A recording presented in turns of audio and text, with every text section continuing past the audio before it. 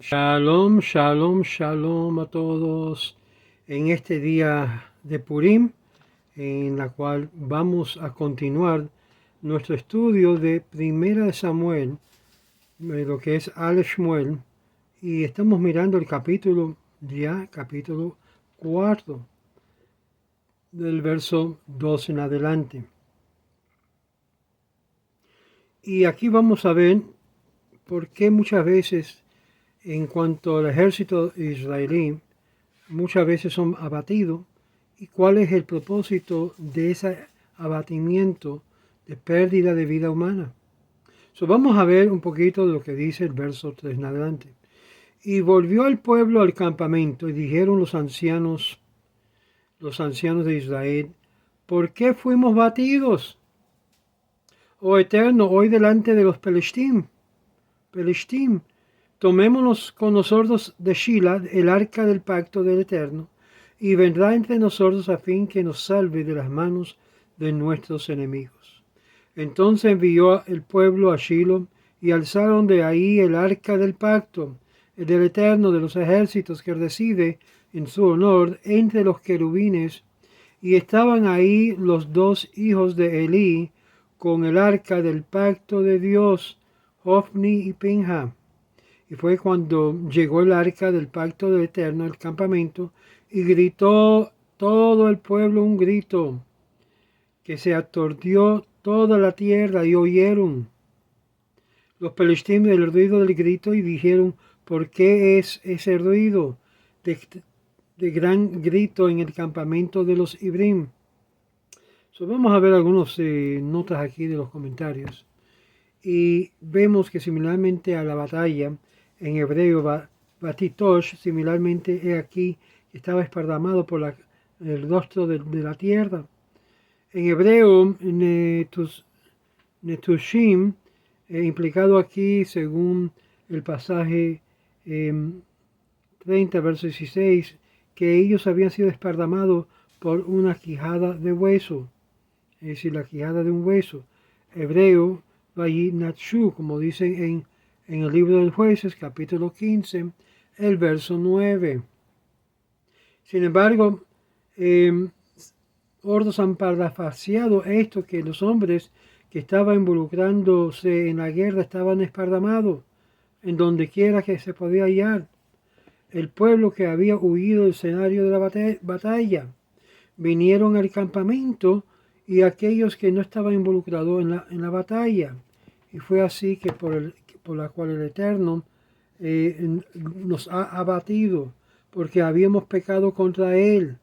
Obviamente esto no era los justos suficiente que merecía ser y tener un cuidado especial con atención del Todopoderoso.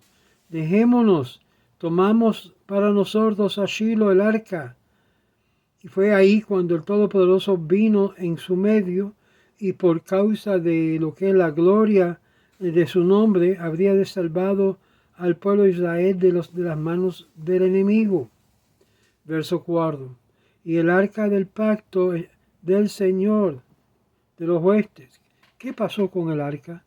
¿Qué fue lo que sucedió? Que alzaron ahí el arca del pacto del Eterno y de los ejércitos, que reside su honor entre los querubines, y que estaban, como dice, y estaban ahí los dos hijos de Elí con el arca del pacto.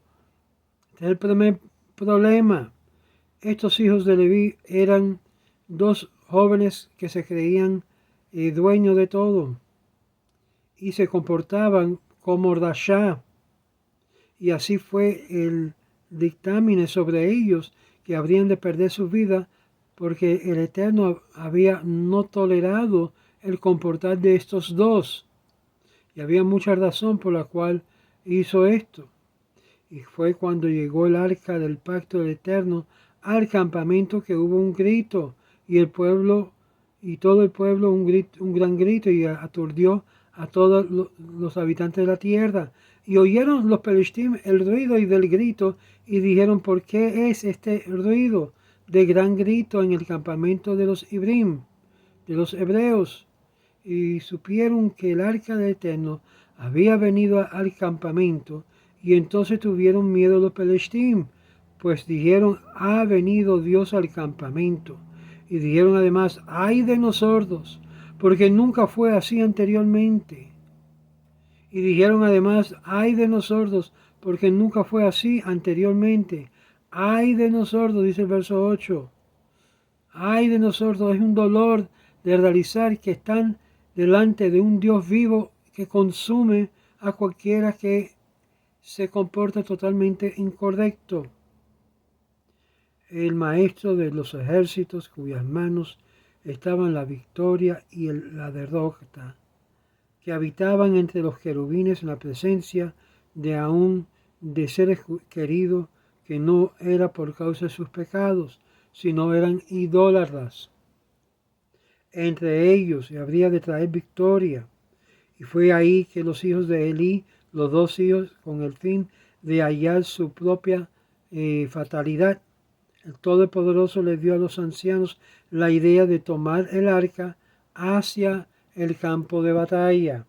Y fue ahí en el arca que perteneció el Santo Santísimo, nunca de ser removido de su lugar. Es decir, era de sorprender y de verdad azorar a todo el mundo que miraba. Según el rabino Yehuda, el hijo del rabino Iai, había otra arca que contenía las tabletas quebrantadas y el arca anterior que había sido hecho por Moisés había recibido las tabletas, la cual fue dado en el monte Sinaí. Subsecuentemente era usado en una casa quebrantado de tabletas y acompañado en la batalla de los israelitas. Según los rabinos, sin embargo, si uno abría solamente una arca que contenía una tableta completa sin haber sido quebrantado, esta arca había sido el lugar del lugar santísimo y no había sido removido. El rabino Kimchi, según el Talmud de Jerusalén, en Shekalim capítulo 6 y capítulo 1, en el Baraita, en la construcción del tabernáculo, hace mención de la opinión anterior. Pues entonces nosotros hallamos tres causas por la derrota de Israel en esta batalla. 1. Idolatría. La idolatría es poner en lugar del verdadero Dios a un Dios ajeno al verdadero Dios. Número 2. Lo que es la derrota que estaba acercado a los hijos de Elí. Y número 3. Removiendo el arca santo de su lugar. Y, según otra opinión, añada que no se arrepintieron sus pecados, pero más bien pensando de que Dios lo habría de salvar por hecho del arca. Número 5. Dios deseó demostrar a las naciones la santidad del arca. Número 6. Gritaron y comenzaron a voltarse a ver la llegada del arca y por seguro la victoria que sin oración y suplicación del Señor. Número 7. Dios había venido. El arca de Dios había venido y no había nada como esto en el lugar. Por lo tanto, el arca había sido traído al campo de batalla. Verso 8. En la mano del Todopoderoso estaba presente, Todopoderoso mano de Dios. Siendo que Elohim está en la forma plural, hallamos todo tipo de adjetivos y verbos en este sentido juntamente con la forma plural. Sin embargo, con el fin de evitar la pluralidad y la corporealidad de la deidad, hallamos el parafraseado de una mano de la palabra de Dios, cuyas obras son potentes. Otros explican que esta era la costumbre para los palestinos de referirse a otros dioses en forma plural.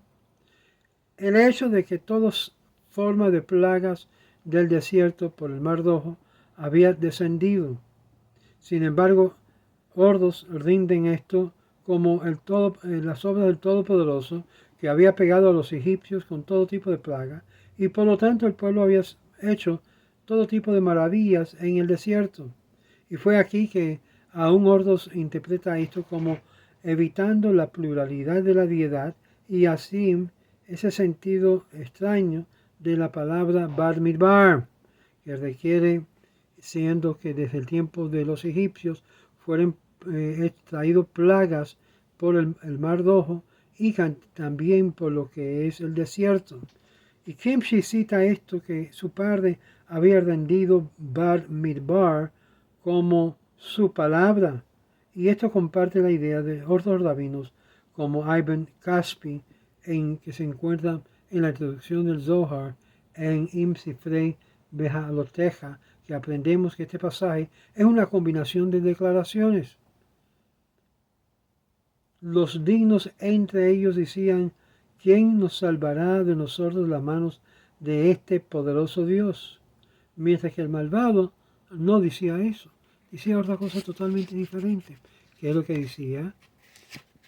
Retortaba entre ellos que este Dios, quien pegó a los egipcios con todo tipo de plaga, todas las plagas las cuales él había traído a los egipcios, por lo tanto, él ya no tiene plagas, no tiene para qué castigarnos. Y por lo tanto, el omnipotente le dijo a ellos: tú serás que piensas que no hay más plagas, pero será que cuando lo traiga las plagas, nunca jamás tendrán un lugar como este. Uno de los que más bien se restringieron a sí mismos de sufrir de las pilas de un ratón que emergió de lo más profundo para desembolcar lo que es lo más profundo a él y se regresó a lo más profundo. Esto nos indica que concluye la expresión que los héroes entre ellos se habían fortalecido y con los filistinos. Esta es una continuación de la declaración anterior del pasaje en combinación de la declaración que fue hecho en la facción entre los filisteos.